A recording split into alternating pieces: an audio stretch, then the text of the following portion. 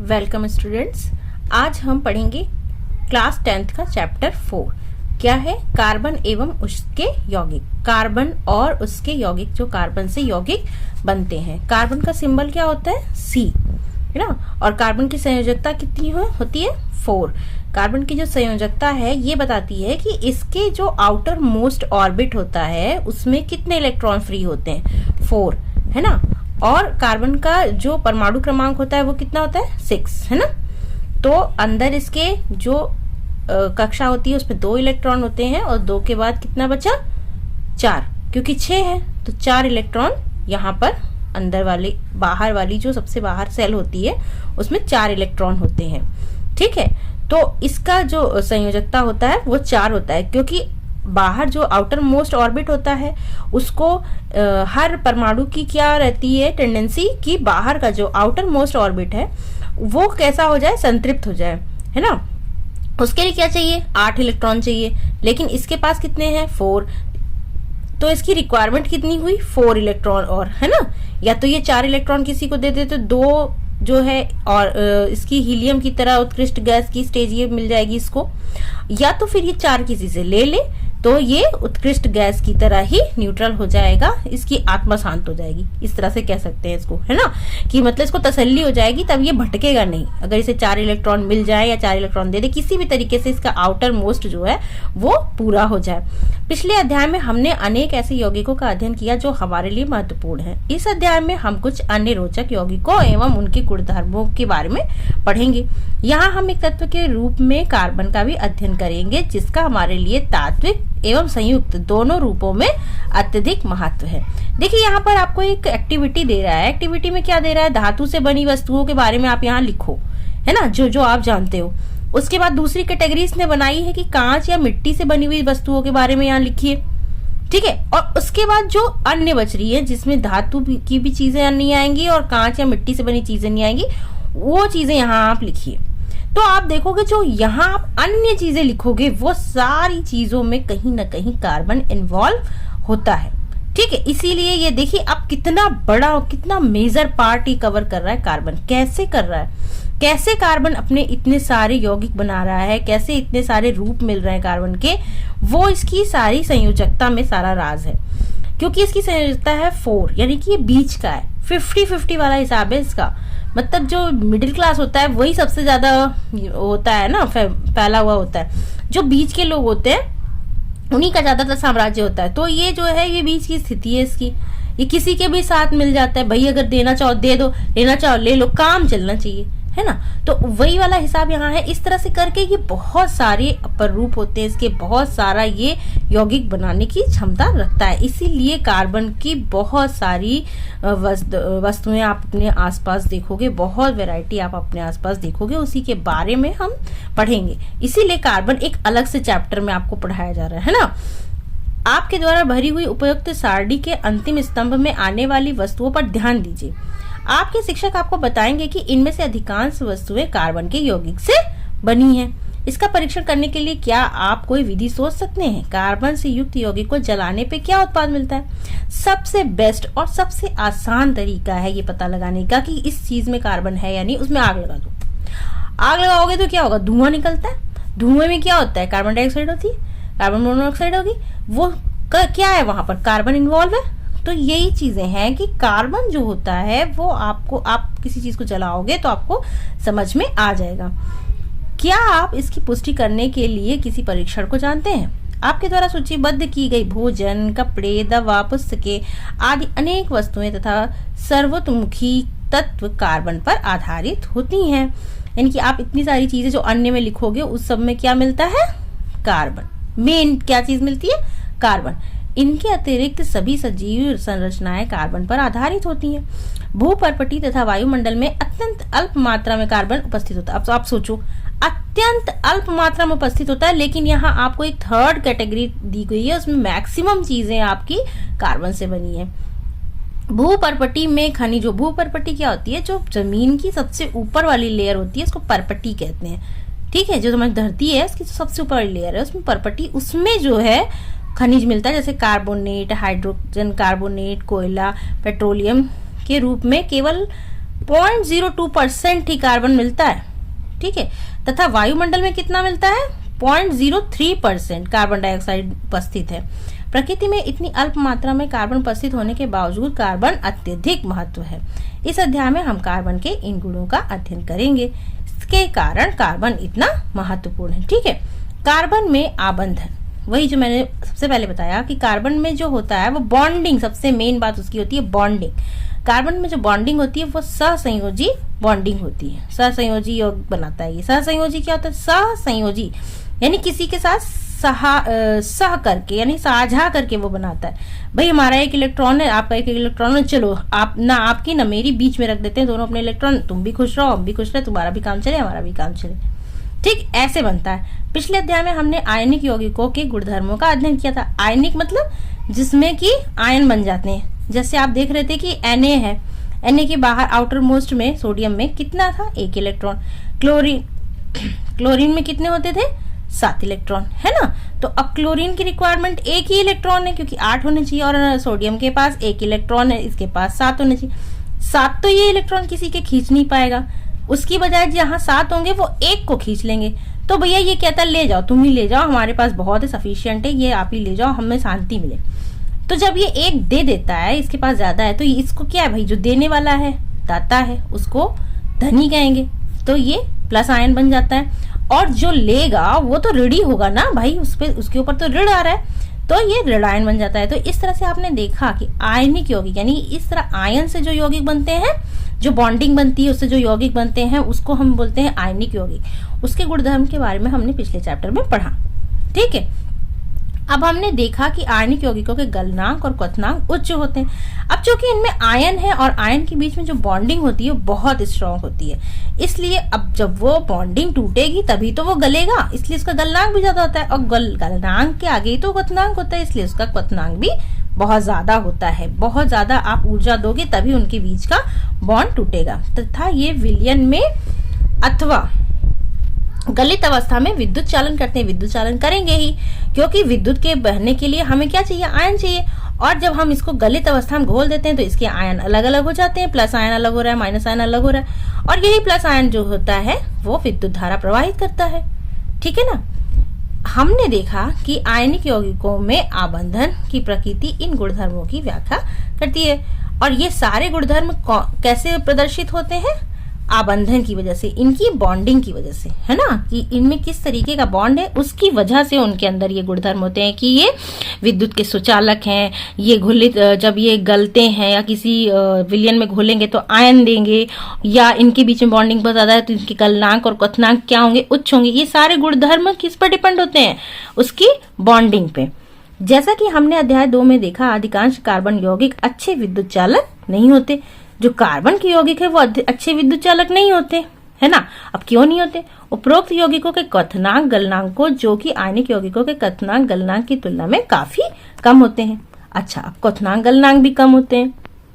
अध्याय 3 के आंकड़ों 4.1 के आधार पर हम इस निष्कर्ष पर पहुंच सकते हैं कि इन परमाणुओं के बीच प्रबल आकर्षण बल नहीं है, क्योंकि अधिकांशतः ये यौगिक विद्युत के कुचालक होते हैं।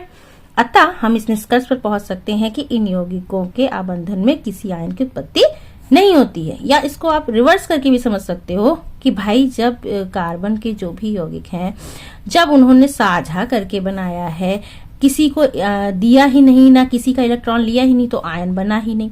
जब आयन बना ही नहीं, बीच में ऐसे इलेक्ट्रॉन है, बस भाई तुम्हारा भी काम चले मेरा भी काम चले, तो कोई बॉन्डिंग इतनी मजबूत तो है नहीं, है ना। इलेक्ट्रॉन बीच में ही रखे गए हैं, किसी तरफ गए भी नहीं, तो इनके बीच में कोई बहुत स्ट्रांग बॉन्डिंग नहीं, इसलिए गलनांक और क्वथनांक भी बहुत ज्यादा हाई होनी चाहिए। जरा सा भी आप गर्म करोगे, जरा सा भी कोई भड़काएगा कि अरे यार तुम उसके साथ जाके बैठते हो, वो ठीक आदमी नहीं लगता मुझे, बस ये कहेंगे अरे भैया ऐसा है, तुम अपने रास्ते जाओ, अपने रास्ते, हम अपना कहीं और साझा कर लेंगे, है ना। अब इस तरह से क्या हो जाता है कि इनके बीच में जब इतनी कमजोर बॉन्डिंग है तो जरा सा हीट कोई देता है तो इनका गलने लगते हैं, और गलन के बाद क्या आता है? क्वथनांक आता है, इसलिए इनका गलनांक और क्वथनांक भी बहुत कम होता है। अच्छा, अब विद्युत के चालक कैसे हो सकते हैं? जब इन्होंने किसी को इलेक्ट्रॉन दिया ही नहीं, जब किसी का कुछ लिया ही नहीं, ना किसी को कुछ दिया है, आयन बना ही नहीं, तो ये क्या विद्युत यहाँ से वहां ले जाएंगे, विद्युत धारा को प्रवाहित करेंगे, है ना। कैरियर ही नहीं है इनके पास, तो ये सारी चीजें, इसलिए ये क्या होते हैं? विद्युत के कुचालक होते हैं। कक्षा 9 में हमने विभिन्न तत्वों की संयोजन क्षमता तथा संयोजकता, इलेक्ट्रॉनों की संख्या पर इनकी निर्भरता के बारे में अध्ययन किया था। अब ये जितने बॉन्ड बनते हैं वो किस पे निर्भर होते हैं? ये आउटर मोस्ट ऑर्बिट में जितने इलेक्ट्रॉन होते हैं उस पर निर्भर करते हैं, है कि नहीं भाई? अब आपके पास जो गुण है भगवान का दिया हुआ, उसी पर डिपेंड करता है कि अब आप कैसे क्या करोगे, है ना। तो अब इनके पास 4 इलेक्ट्रॉन है, तो ये तो इनकी कमजोरी या आप कुछ भी कह लो, इनकी मजबूरी कह लो कि ये जो है किसी को 4 दे नहीं सकते और किसी से कोई इनको 4 देगा नहीं, इसलिए इनको साझा करना इनकी मजबूरी है। सोडियम है तो इसके पास आखिरी ऑर्बिट में 1 इलेक्ट्रॉन एक्स्ट्रा है, तो कौन इनको 7 इलेक्ट्रॉन देगा? इनको अपना इलेक्ट्रॉन देना ही पड़ेगा किसी को जिसके पास 7 इलेक्ट्रॉन होंगे। तो इस तरह से ये जो चीजें हैं ये संयोजकता इलेक्ट्रॉनों की संख्या पर निर्भर करती है, ठीक है। अब हम कार्बन के इलेक्ट्रॉनिक विन्यास के बारे में अध्ययन करेंगे। कार्बन की परमाणु संख्या 6 है। कार्बन के विभिन्न कक्षों में इलेक्ट्रॉनों का वितरण कैसे होगा, कार्बन में कितने संयोजकता इलेक्ट्रॉन होंगे, ये मैंने आपको पहले ही बता दिया कि कार्बन की संयोजकता 6 होती है और उसका विन्यास कैसा होता है, अंदर जो इनर वाली सेल है उसमें 2 होगा और उसके बाहर कितना बचा, 2 के बाद 4 बचा, तो आउटर मोस्ट ऑर्बिट में 4 इलेक्ट्रॉन होंगे। हम जानते हैं कि बाहरी कोश को पूरी तरह से भर देने अर्थात उत्कृष्ट गैस विन्यास को प्राप्त करने की प्रवृत्ति के आधार पर तत्वों की अभिक्रियाशीलता समझाई जाती है। आयनिक यौगिक बनाने वाले तत्व सबसे बाहरी कोश में इलेक्ट्रॉन प्राप्त करके या उनका ह्रास करके इसे प्राप्त करते हैं। कार्बन के सबसे बाहरी कोश में 4 इलेक्ट्रॉन होते हैं तथा उत्कृष्ट गैस विन्यास को प्राप्त करने के लिए उनको 4 इलेक्ट्रॉन प्राप्त करने या खोने की आवश्यकता होती है।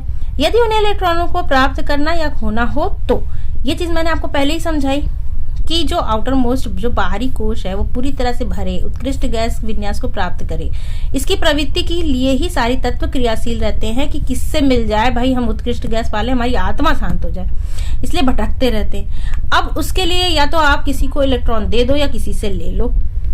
तो अब क्या है कि इनके पास तो 4 इलेक्ट्रॉन है, 4 इलेक्ट्रॉन तो भाई बीच की स्थिति है, ना किसी को देने लायक ना लेने लायक। ये 4 इलेक्ट्रॉन प्राप्त करने से कार्बन ऋणायन बन जाता है। भाई ठीक है, 4 इलेक्ट्रॉन अगर किसी से मिल गया कहीं से तो ये ऋणायन हो जाएंगे, लेकिन 6 प्रोटॉन वाले नाभिक के लिए 10 इलेक्ट्रॉन अर्थात 4 अतिरिक्त इलेक्ट्रॉन धारण करना मुश्किल हो जाता है। भाई इनके नाभिक में जो है जितने परमाणु संख्या है 6, तो इसका मतलब है कि जितने इलेक्ट्रॉन होते हैं उतने प्रोटॉन होते हैं, यानी कि जो अंदर है वो प्रोटॉन तो जिनके पास 6 ही है ना, और बाहर जो इलेक्ट्रॉन है यहाँ 2 है यहाँ 4 है, ठीक, ये 4 तो इनके इलेक्ट्रॉन है। अब अगर 4 किसी ने इनको दे दिया तो इनके पास 8 हो गए और प्रोटॉन इनके पास है 6, तो उसके ऊपर लोड बढ़ जाता है, इतना प्रोटॉन संभाल नहीं पाता है, यही ये बता रहे हैं। ये 4 इलेक्ट्रॉन को खोकर 4 धनायन बना सकता है, लेकिन 4 इलेक्ट्रॉनों को खोकर 6 प्रोटॉन वाले नाभिक में केवल 2 इलेक्ट्रॉनों का कार्बन धनायन बनाने के लिए अत्यधिक ऊर्जा की आवश्यकता होगी। अब ये दे भी सकते हैं, लेकिन क्या हो जाएगा कि 6 प्रोटॉन वाले नाभिक में केवल 2 इलेक्ट्रॉन अगर रहे तो कार्बन धनायन बनाने के लिए अत्यधिक ऊर्जा की आवश्यकता होती है। अब उस चीज को मेंटेन करने के लिए कि इसमें 2 ही इलेक्ट्रॉन है और 6 पॉजिटिव चार्ज है अंदर, उस चीज को मेंटेन करने में इनको बहुत ज्यादा ऊर्जा लगती है। अच्छा, अब क्या है, कार्बन अपने अन्य परमाणुओं अथवा अन्य तत्वों के परमाणुओं के साथ संयोजकता इलेक्ट्रॉनों की साझेदारी करके इस समस्या को सुलझा लेता है। केवल कार्बन ही नहीं बल्कि अनेक अन्य तत्व भी इसी प्रकार इलेक्ट्रॉन की साझेदारी करके, ठीक है, जो साझेदारी मैंने बताई, अणुओं का निर्माण करते हैं। जिन इलेक्ट्रॉनों की साझेदारी की जाती है वे दोनों परमाणुओं के बाहरी कोश में ही होते हैं। बाहर ही रख दिया जाता है, भैया यहाँ बीच में रखे हैं इलेक्ट्रॉन, ना तुम्हारा ना हमारा, दोनों लोग साझा कर लेते हैं, तुम्हारा भी काम चले हमारा भी काम चले, ठीक है। कार्बन के यौगिकों की चर्चा करने से पहले इलेक्ट्रॉनों की साझेदारी के बारे में कुछ सामान्य अणुओं को समझते हैं। ऐसा नहीं है कि जो साझेदारी वाला होता है वो सिर्फ कार्बन में ही होता है, और भी जगह होता है। जैसे हाइड्रोजन का H2 आपने देखा होगा, H2 का मतलब हाइड्रोजन के दो जो है अणु हैं, एटम है, वो मिलके अपने आप को संतृप्त कर लिए हैं। कैसे? हाइड्रोजन के बाहर 1 इलेक्ट्रॉन है, ठीक है, इनके बाहर भी है, तो इनने भैया ना तुम्हारा ना हमारा बीच में रख देते हैं, तुम्हारा भी काम चले हमारा भी काम चले। तो अब इन दोनों के बीच में 1 इलेक्ट्रॉन की साझेदारी हुई है, तो इसको हम सिंगल बॉन्ड से दर्शाते हैं, ठीक है। इस तरह से बने अणुओं में सबसे सामान्य अणु हाइड्रोजन का है, जैसा कि आपने पहले अध्याय में किया। हाइड्रोजन की परमाणु संख्या 1 है, अतः इसके K कोश में 1 इलेक्ट्रॉन है तथा K कोश को भरने के लिए इसको एक और इलेक्ट्रॉन की आवश्यकता होती है। इसलिए हाइड्रोजन के 2 परमाणु अपने इलेक्ट्रॉनों को साझेदारी करके हाइड्रोजन का अणु H2 बनाते हैं। परिणाम स्वरूप हाइड्रोजन का प्रत्येक अणु अपने निकटतम उत्कृष्ट गैस हीलियम के इलेक्ट्रॉनिक विन्यास को प्राप्त करता है, जिसके K कोश में 2 इलेक्ट्रॉन होते हैं, है ना। हीलियम में 2 इलेक्ट्रॉन ही तो होते हैं और उसी की अवस्था को इसने पा लिया तो ये संतृप्त हो गया। संयोजकता इलेक्ट्रॉन दर्शाने के लिए हम बिंदुओं अथवा क्रॉस का उपयोग करते हैं। ये क्रॉस हमने दिखाया है, या यहाँ पर डॉट भी बना देते हैं। ये हम संयोजकता दिखाने के लिए इनका प्रयोग करते हैं। इलेक्ट्रॉन के सहगामी युग्म हाइड्रोजन के 2 परमाणुओं के बीच सहसंयोजी एक आबंध बनाते हैं ना। एक सिंगल इलेक्ट्रॉन का बॉन्डिंग बन रहा है, इसलिए एक आबंध बनाते हैं। इस आबंध को 2 परमाणुओं के बीच एक रेखा के द्वारा भी व्यक्त किया जाता है ना। जैसे मैंने यहाँ बताया सिंगल बॉन्ड की तरह यहाँ दिखाते हैं, जैसे इन्होंने भी यहाँ बनाया है ना, सिंगल बॉन्ड हाइड्रोजन के बीच में। क्लोरीन की परमाणु संख्या कितनी होती है? 17। इसका इलेक्ट्रॉनिक विन्यास तथा संयोजकता क्या होगा? क्लोरीन द्विपरमाणु Cl2 बनाता है। क्यों बनाता है? अब देखिए, क्लोरीन का 17 होता है, यानी बाहर क्या है, आउटर मोस्ट में 7 है, तो वो आपस में साझा कर लेते हैं। ठीक है। ऑक्सीजन के 2 परमाणुओं के बीच द्विआबंध का बनना दिखाई देता है। ऐसा इसलिए होता है क्योंकि ऑक्सीजन के परमाणु के L कोश में 6 इलेक्ट्रॉन होते हैं। ऑक्सीजन की परमाणु संख्या 8 होती है। ऑक्सीजन की परमाणु संख्या 8 होती है, यानी कि 2 अंदर हो जाते हैं और फिर 6 बाहर हो जाते हैं। अब क्या है, 6 का मतलब 2 की इसको जरूरत है, 6 में 2 और मिल जाएंगे तो 8 हो जाएंगे। तो ये क्या करते हैं कि 6 है तो 2 बीच में, एक परमाणु ने 2 बीच में रख दिया इलेक्ट्रॉन, एक ने 2 रख दिया। भैया ये तो इस तरह तुम मेरा साझा कर लो, हम तुम्हारा साझा कर लें, दोनों का काम चलता रहे। तो इनके बीच में 2 इलेक्ट्रॉन की साझेदारी हो रही है, इसलिए डबल बॉन्ड बनता है। ठीक है। तथा इसे अष्टक पूरा करने के लिए 2 और इलेक्ट्रॉनों की आवश्यकता होगी। अतः ऑक्सीजन का प्रत्येक परमाणु ऑक्सीजन के अन्य परमाणु के साथ 2 इलेक्ट्रॉनों की साझेदारी करता है, जिससे हमें चित्र 4.3 के अनुसार संरचना प्राप्त होती है। ऑक्सीजन के प्रत्येक परमाणु के द्वारा प्रदान किए गए 2 इलेक्ट्रॉनों से इलेक्ट्रॉनों के 2 सहगामी युग्म प्राप्त होते हैं, है ना। 2 युग्म मिल रहे हैं, 1 2, इसलिए यहाँ पर क्या होगा, द्विआबंध बनना कहते हैं।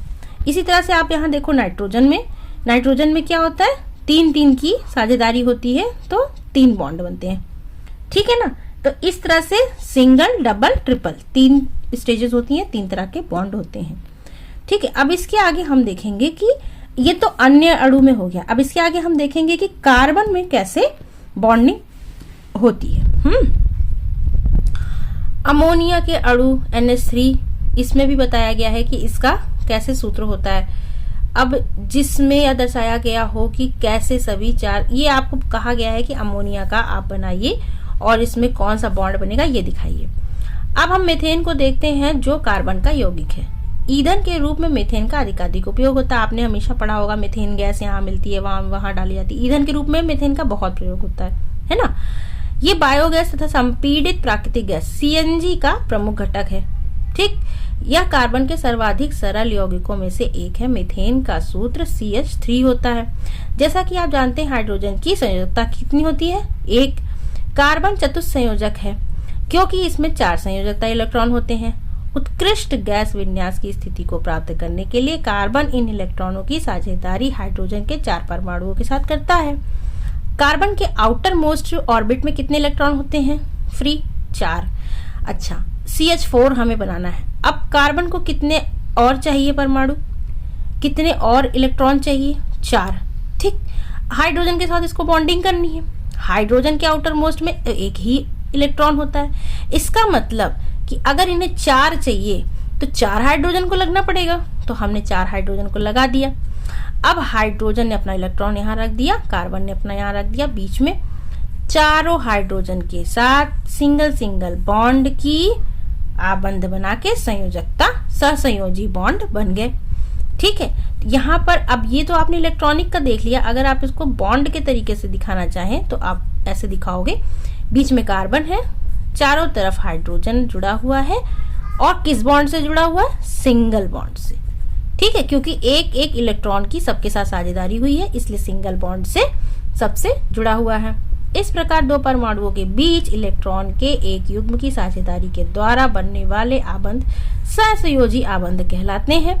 सहसंयोजी आबंध वाले अणुओं में भीतर तो प्रबल आबंध होता है ना, भीतर क्या है, बहुत अच्छा बॉन्डिंग बना हुआ है, लेकिन इनका अंतरा अणु बल दुर्बल होता है, यानी दो अणुओं के बीच में जो बॉन्डिंग, यहाँ पर जो इसका फोर्स है दो अणुओं के बीच में, ये कमजोर होता है। इसके कमजोर होने की वजह से ही इनका क्वथनांक और गलनांक कम होता है। भाई जरा सा किसी ने आग लगाई कि भैया वो ठीक आदमी नहीं है, तुम जिसके साथ वहां उठते बैठते हो ना वो सही नहीं है। अब इनके बीच में बहुत अच्छी दोस्ती तो है नहीं, बहुत अच्छी बॉन्डिंग तो है नहीं भाई, इतना ही है कि हमारा भी काम चले तुम्हारा भी काम चले वाला हिसाब है। अब जहाँ काम चलने वाला हिसाब है तो वहां किसी ने जरा सा भड़काया, बॉन्डिंग खत्म, तो ये उबलने लगते हैं, तो इसलिए इनका क्वथनांक और गलनांक कम होता है। इनके बीच में कोई आयन तो बना नहीं है, ना इलेक्ट्रॉन दिया है ना इलेक्ट्रॉन लिया है, तो जब इलेक्ट्रॉन दिया और लिया है ही नहीं, कोई आयन बना ही नहीं है, तो फिर कैसे विद्युत भाई बहेगी। विद्युत को बहने के लिए भी तो इलेक्ट्रॉन चाहिए, अरे वो विद्युत को बहने के लिए आयन चाहिए, आयन इनके पास है नहीं, तो इसीलिए ये विद्युत के